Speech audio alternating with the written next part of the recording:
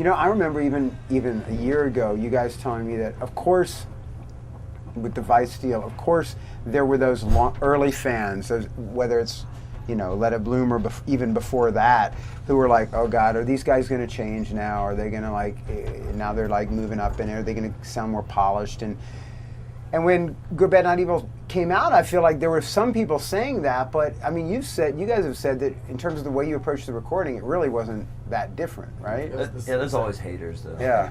It was the exact same machines. It was actually a more low-budget studio that we recorded Good, Bad, Not Evil than Let It Bloom. So I don't know, maybe. Wow. Yeah. But I think this next one we're gonna try and record ourselves. We're gonna rent out a place for the summer and just kind of stay there and try to work on it.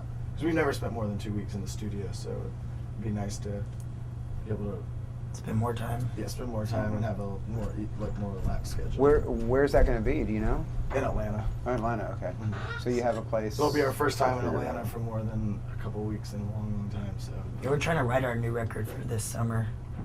Now? Yeah. Yeah. How far along are you? We just have like a couple demos right now, but yeah. Yeah, I got like 4 or 5 songs floating around up here. Some complete, some structured, some just ideas. But did you see Good, Bad, Not Evil as being kind of a progression or an evolution in terms of what you're doing musically? Well, we never want to stay in one place. We don't want to get pinned down as one thing, especially not like a garage rock band or something like that. Mm-hmm. Just want to be a rock and roll. Yeah, we've always had variety in our albums. Like our second album, we had like a jazz song and like kind of a hip hop song and like a song in Spanish. Like it's always trying to keep some type of variety, you know. Right. And I think some of Good, Bad, Not Evil was even kind of crossed over with Let It Bloom. A lot of the stuff was written at the same time or during it, and it was just kind of a continuation of that one. Is writing on the road kind of a challenge for you? It can be with the schedule we had the last couple months. There was just no time and no days off, so it's kind of I've just been focused on one thing. And it's hard to do anything else sometimes. Yeah. But song ideas like come up like just randomly. Like I'll just be sitting around one day and happen to pick up a guitar, and all of a sudden there's a song idea in my head. I don't think there's too much thought process that goes into it, but you know, they just kind of appear when they do. Hopefully it'll just keep on happening. We'll be able to pump the album. Yeah, no problem. And with 4 independent writers, like just have plenty of material to go on. Is that you guys usually sort of write separately and then come together and pool your ideas? Yeah. Yeah. Mm-hmm. So is that what determines who will sing lead on a given song? Usually, yeah. Whoever writes a song normally sings lead, but that's not always the case. Yeah. I like the fact that like Bad Kids is pretty much you, right, Joe? And then he sings the bridge. Oh yeah. And we sing back. No, he sings the bridge. I don't sing any of the songs really. They sing my songs. Lead on them, yeah. You sing that. You sing them. I guess I sing one song. Yeah, we made them sing. Which is the one that you're on? The Transcendental Light. Oh yeah, which is really cool. Oh, thank you. No, and I love that sort of break and then that whole Maria weirdness that comes in after. Oh, yeah, we still like doing. Some of the Yeah, the Amaria part after that is the secret track. Yeah, we like secret tracks. People hate them. Like, why are you doing secret tracks? Like, it's fun. Yeah. Doesn't really fit anywhere in the flow of the album, but you know, it's still want it on there. Right. Yeah, that was like the first time we started messing with loops on the new record too, like playing along to loops. You know, I think with the interpretation a lot of people gave to Katrina, and then a song like How Do You Tell a Child, and I think there was a reaction to this album initially. Some people saying, are they going to go in a more sort of serious, topical, even maybe political direction as time goes on? You don't necessarily see that happening? Yeah. Probably not. Yeah. I mean, it just so happened that Katrina happened, and Ian's from there, and a lot of our friends are. That's why I wear this hat. Right. I'm born and raised there. That was just kind of it's the first. The reason, even with the lyrics and stuff, we wrote it. Even so Benny Vidi Vici could be interpreted as having sort of a statement. Yeah, we always tell people it's more like observation than like yeah, we try to than statement.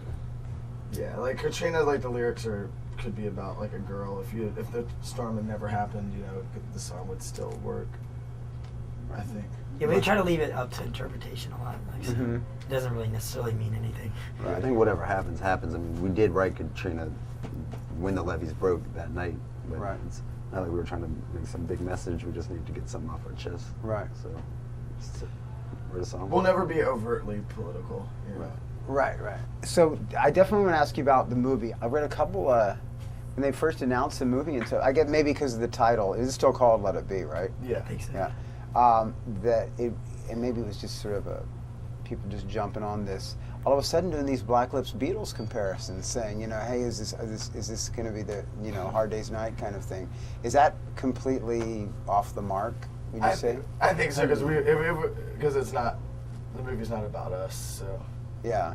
I don't know what the status of it is or how much you can talk about it, but can you give me sort of the latest? We were supposed to start filming like June, July, but now we're doing the record and it just kind of got postponed. Yeah, we had blocked out a couple months for production to beginning, but I guess they didn't have everything together, so it got postponed, and it's like, well, we already gave you guys 2 months of open time, and so they didn't financially they didn't have it together, or yeah, what?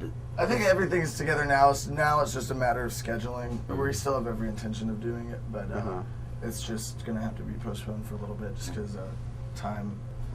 So just for those who don't know, and I know you've talked about it a lot already, essentially the premise is a band in the 80s, right, in the sort of era of Husker Du, Replacements, Minutemen kind of era, that probably arguably has not gotten as much attention over the years as it should have or could have.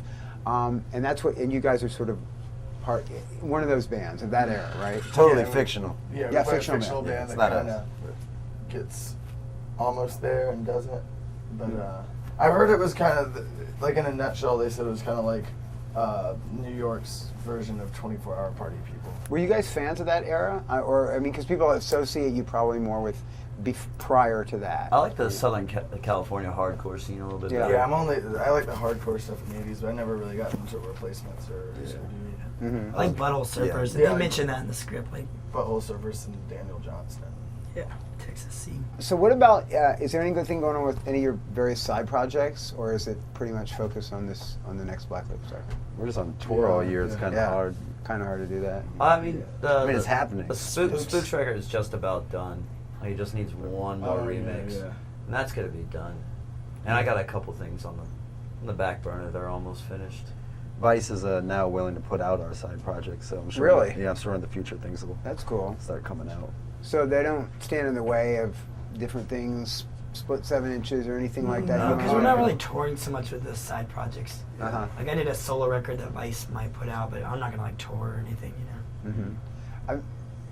And what about the that Ghetto Cross thing you did with Bradford? Yeah, me and Bradford, we just did like a song together. But Dog Bradford's actually Ears. worked with the Black Lips before. Like he played drums on our second album and helped us do art. And he even recorded a couple songs. It seems like you guys have a similar attitude that he does, that the idea of side things and sort of side ventures just keeps it fresh, and when you come back to your main job, your main band, that it's only that much more interesting. Yeah, side projects aren't stressful at all. It's just something different.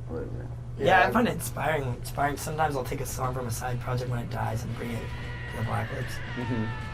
For more on the Black Lips, go to Rhapsody.com/Black Lips.